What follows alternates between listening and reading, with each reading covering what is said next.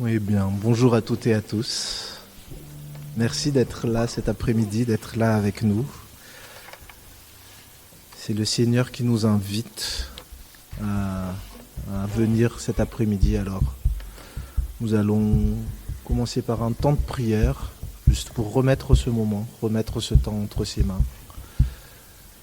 Remettre nos cœurs entre ses mains et que nos louanges montent vers lui, tout simplement.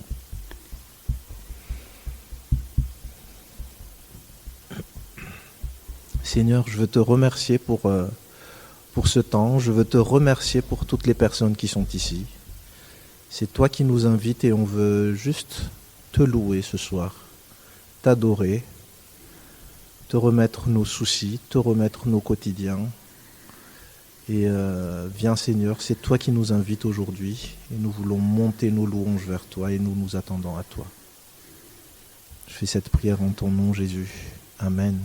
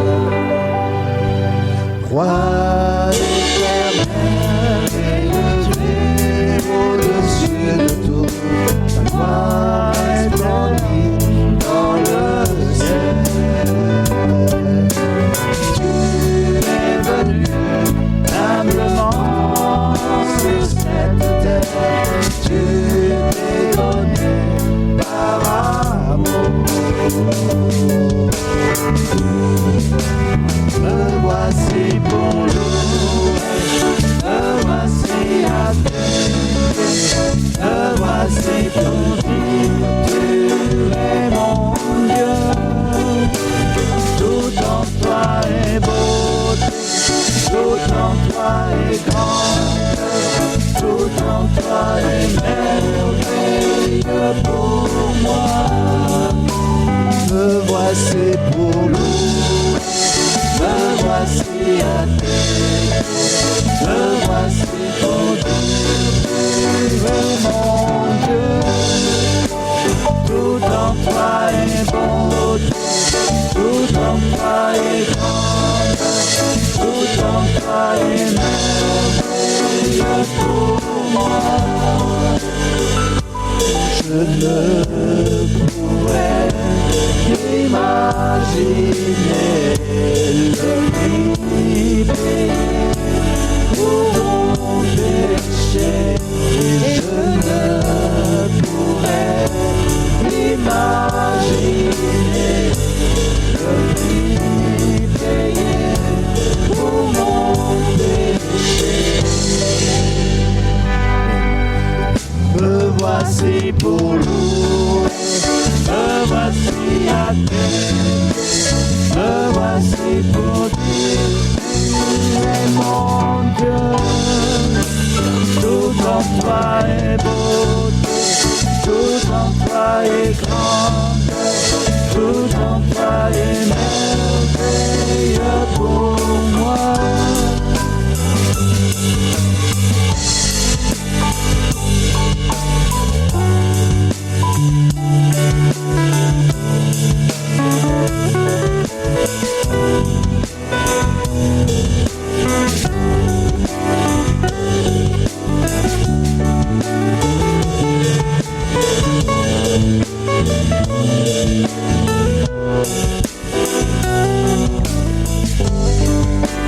Me voici pour louer, me voici à t'aimer, me voici pour dire tu es mon Dieu. Tout en toi est beau, tout en toi est grand, tout en toi est merveilleux pour moi.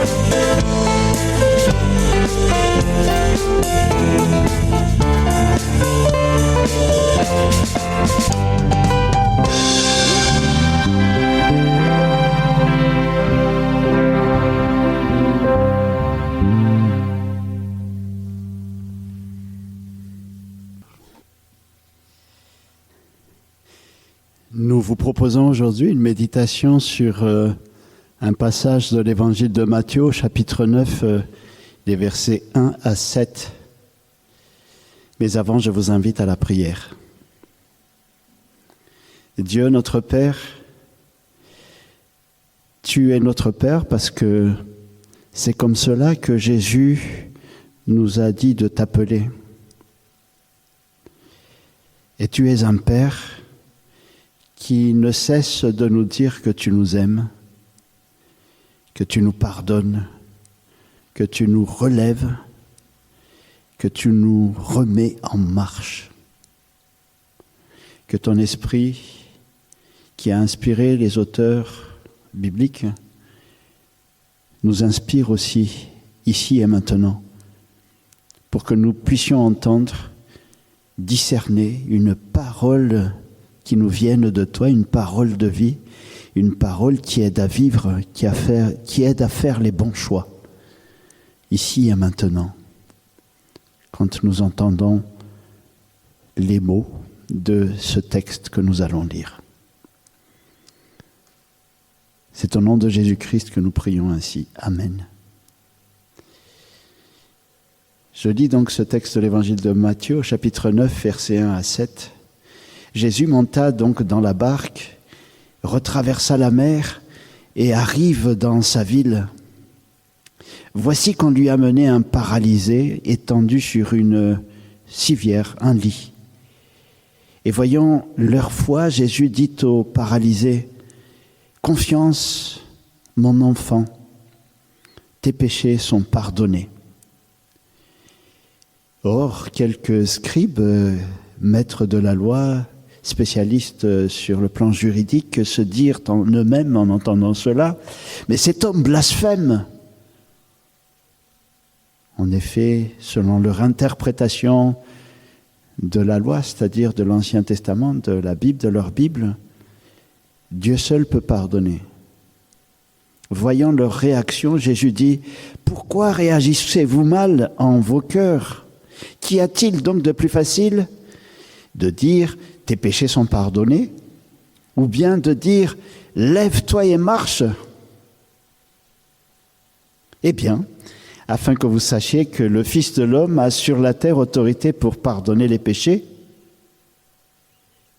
Et donc il se tourne vers le paralysé et lui dit « Lève-toi, prends ton lit et va dans ta maison. »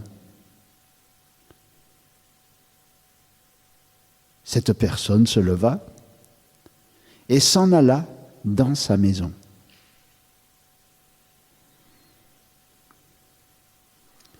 Juste quelques mots pour actualiser pour nous ce passage aujourd'hui dans notre contexte.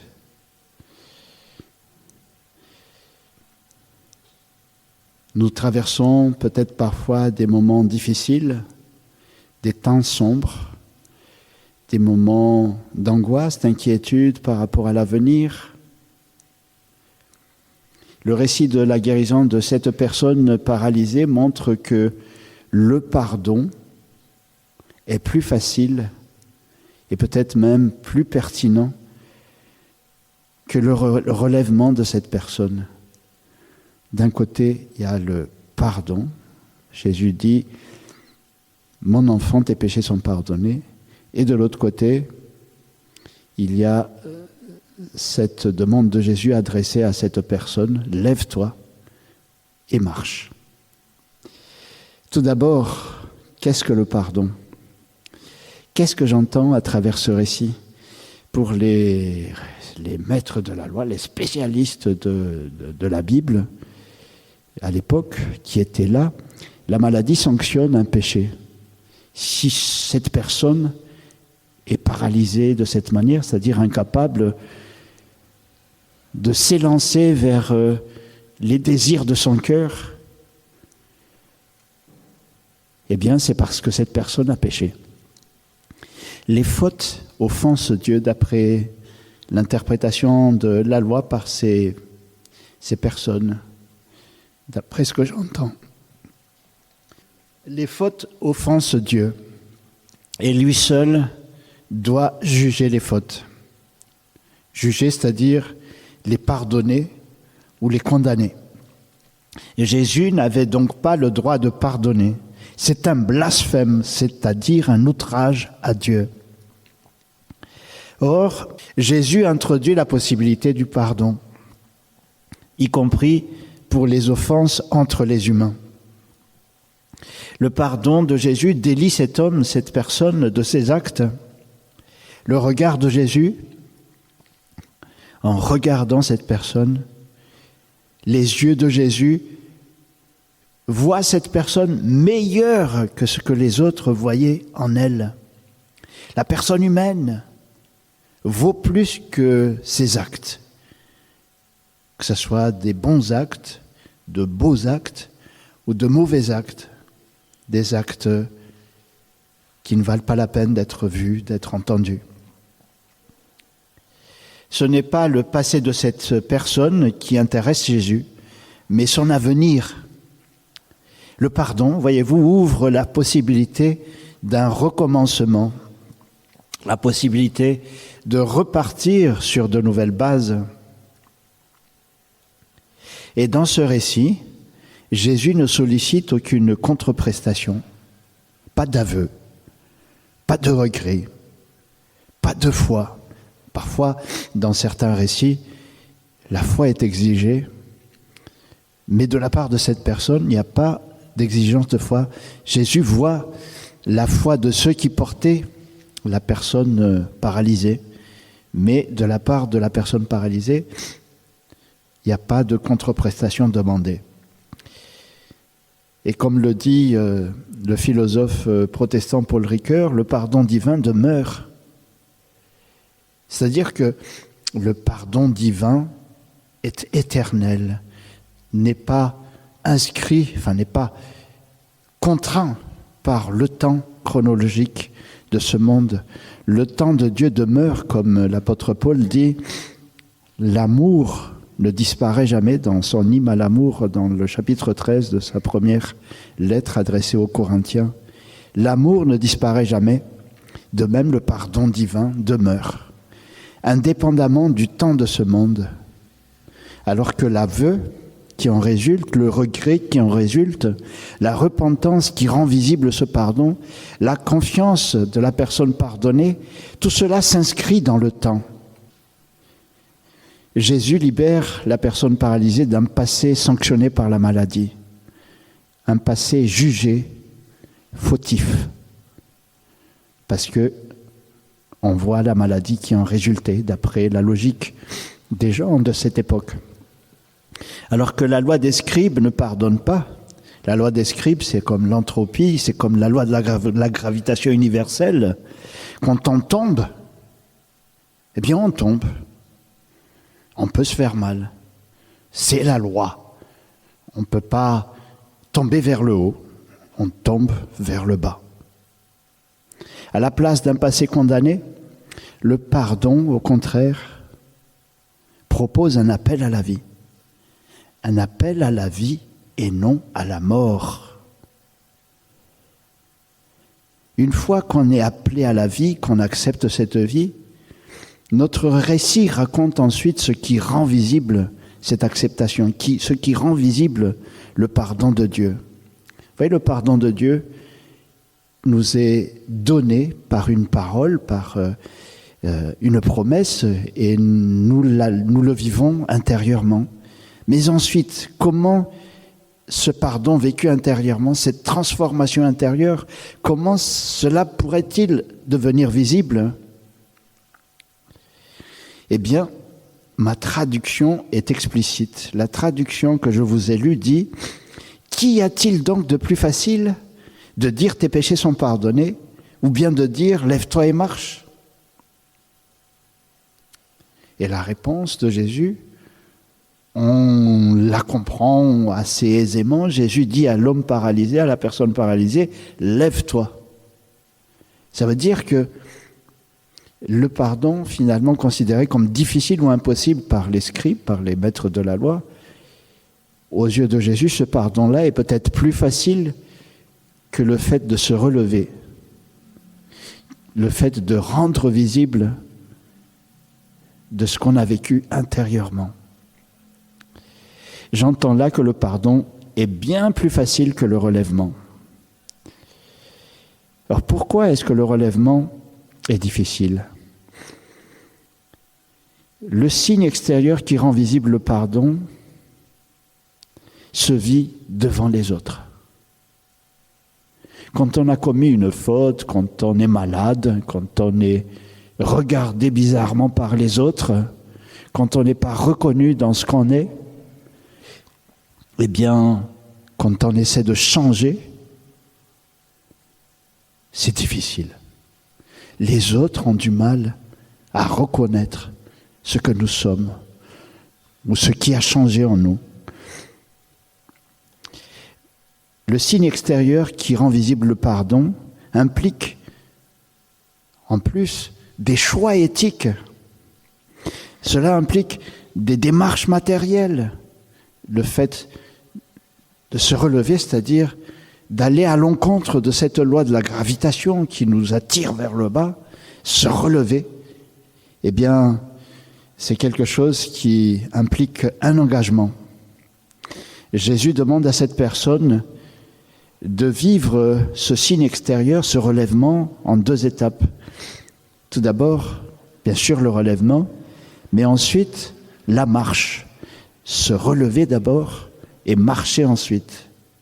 Alors prenons d'abord le relèvement. Dans notre récit, le mot utilisé pour dire le relèvement est un mot qui sert aussi à dire la résurrection. La résurrection, dans les textes du Nouveau Testament, contient l'idée très forte d'un retour à la vie, retourner à la vie, d'une réinsertion dans la relation aux autres, retourner dans la relation avec les autres. Le pardon intériorisé n'a d'impact concret et visible sans l'acceptation de se lever et de se relever sans cesse.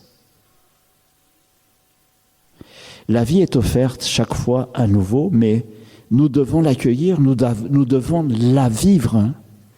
Et cela nécessite le courage. C'est un courage qui vient de la confiance du Christ. Il nous fait confiance.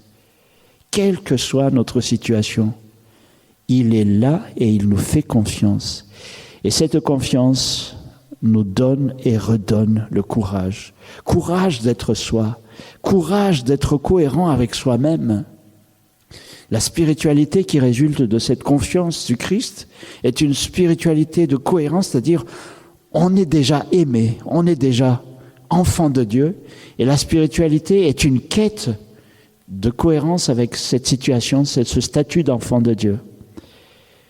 Statut de cohérence parce qu'on a été relevé et pardonné. Et on se lève pour témoigner, on se lève pour louer Dieu, on se lève pour lui dire merci pour le pardon reçu et accepté. On se lève. Et une fois debout, le paralytique, la personne paralysée, est invitée à marcher. Mais alors, qu'est-ce que la marche ? Il y a plusieurs manières d'interpréter la marche dans la Bible, chez les auteurs du Nouveau Testament notamment. La marche est une manière de vivre, c'est un choix. Très souvent, les auteurs du Nouveau Testament parlent de marcher dans la lumière, marcher selon un certain esprit. Et notre texte met en parallèle « Lève-toi et va dans ta maison » d'un côté, et « Lève-toi et marche » de l'autre. Donc le retour à la maison signifie, quelque part, une certaine manière de marcher, notamment quand la marche constitue une réinsertion dans les responsabilités devant les autres. Rentrer à la maison, retourner à la maison, c'est renouer les relations avec les autres. C'est accepter une réinsertion dans les responsabilités que cela incombe. Mais la marche consiste en une attitude, surtout. Chez les auteurs bibliques, c'est cette manière de se comporter, ce choix de vie, cet engagement. La marche, c'est aussi souvent comparé à un déséquilibre qui est sans cesse rectifié. Vous savez, quand l'enfant apprend à marcher, nous avons tous été enfants à partir de 1 an, entre 1 an et 2 ans à peu près, on essaie de mettre un pied devant l'autre, il y a un pas devant l'autre, et chaque marche est un déséquilibre. Mais un déséquilibre sans cesse récupéré. Et c'est ça. La marche suppose une recherche.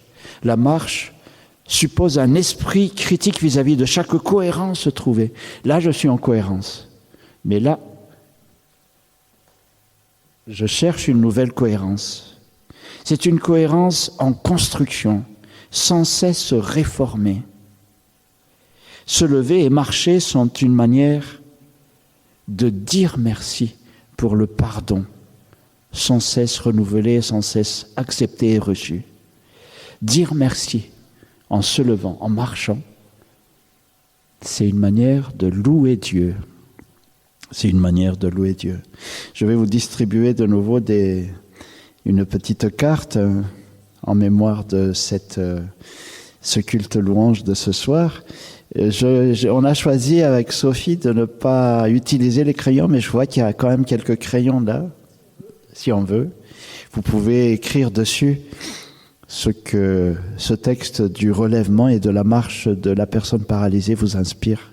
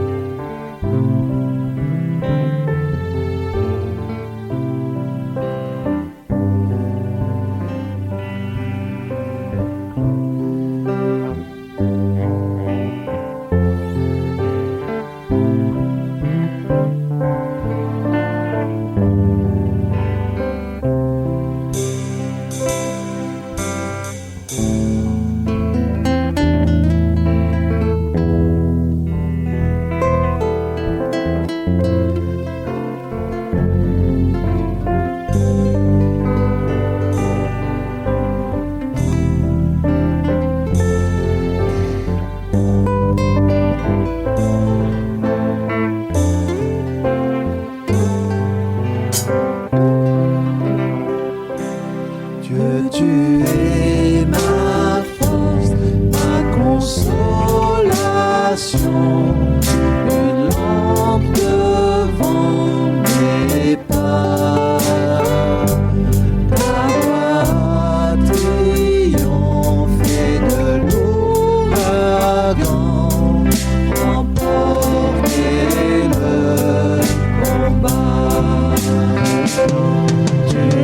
m'offres chaque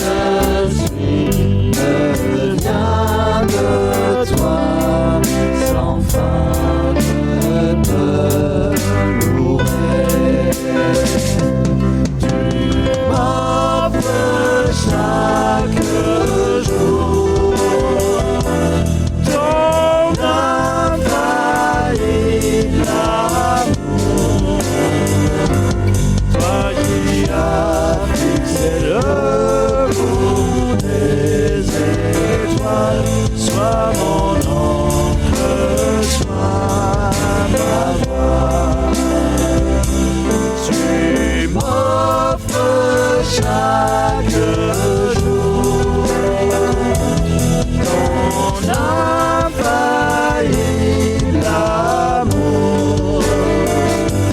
Toi qui as fixé le cours des étoiles, sois mon encre, sois ma voix. Sois mon encre, sois ma voix.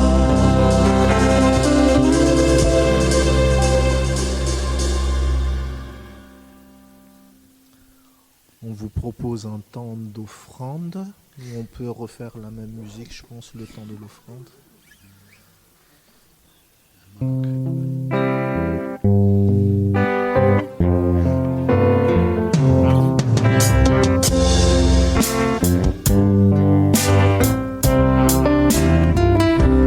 Dieu, tu es ma force, ma consolation,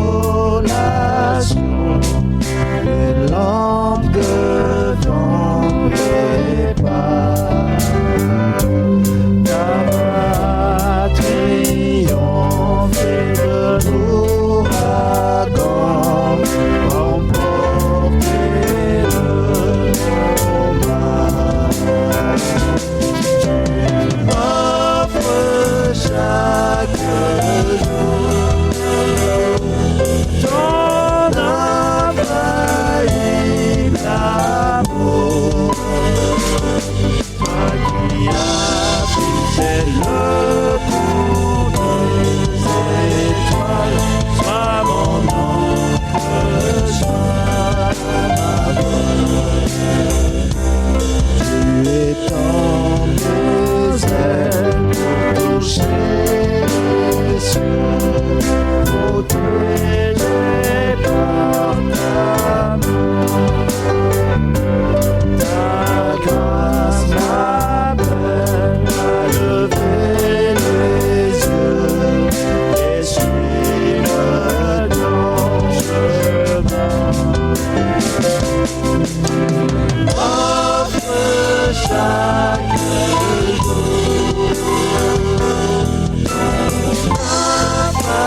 infaillible amour.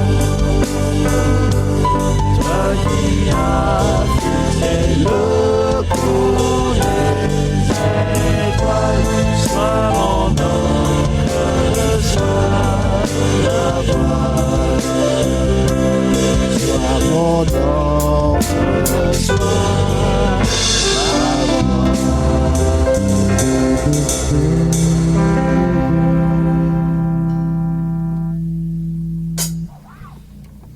Je vous invite maintenant à vous lever pour recevoir l'envoi et la bénédiction de la part de Dieu. Le pardon est une transformation intérieure, invisible extérieurement, sont le témoignage et les signes qui l'accompagnent. On accepte le pardon de Dieu par un retour sur soi, une prière, une acceptation, une décision de notre cœur. Se lever et marcher sont une manière de dire merci pour le pardon reçu. C'est une louange.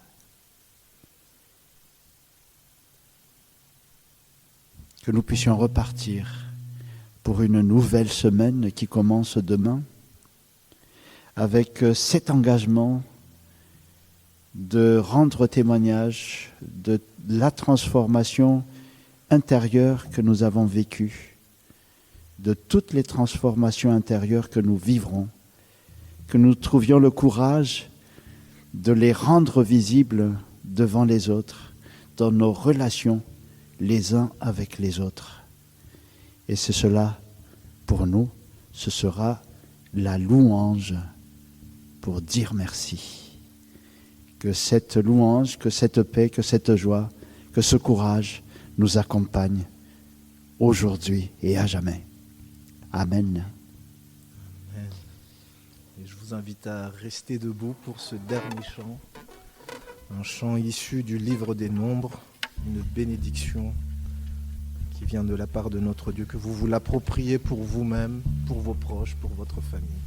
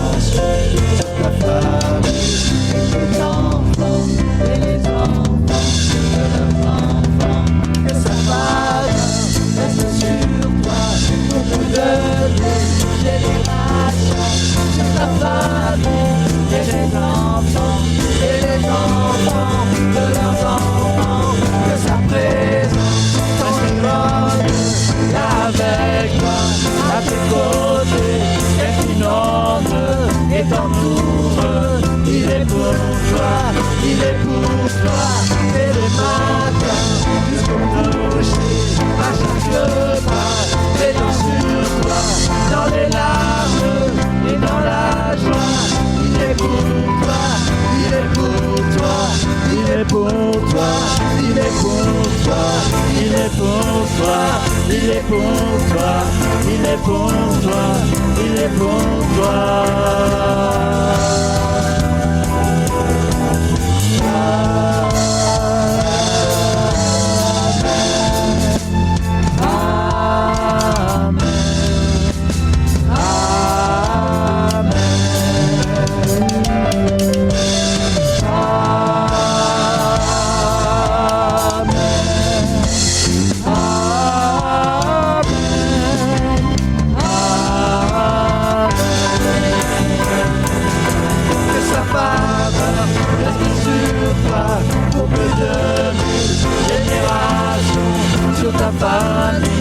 Et tes enfants, et des enfants, de leurs enfants, que sa présence t'envole là avec toi, à tes côtés, qu'elle t'inonde et t'entoure. Il est pour toi, il est pour toi, et le matin jusqu'au coucher, à chaque pas, veillant sur toi, dans les larmes et dans la joie. Il est pour toi, il est pour toi, il est pour toi, il est pour toi, il est pour toi, il est pour toi, il est pour toi, il est pour toi.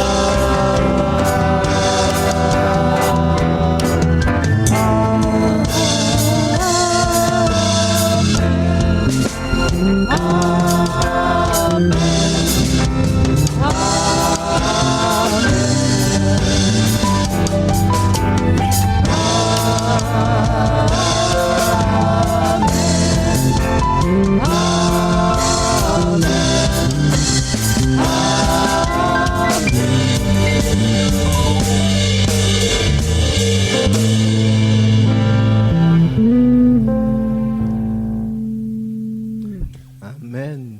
Merci à toutes et à tous d'être venus. Et bon dimanche à vous. Et bonne semaine.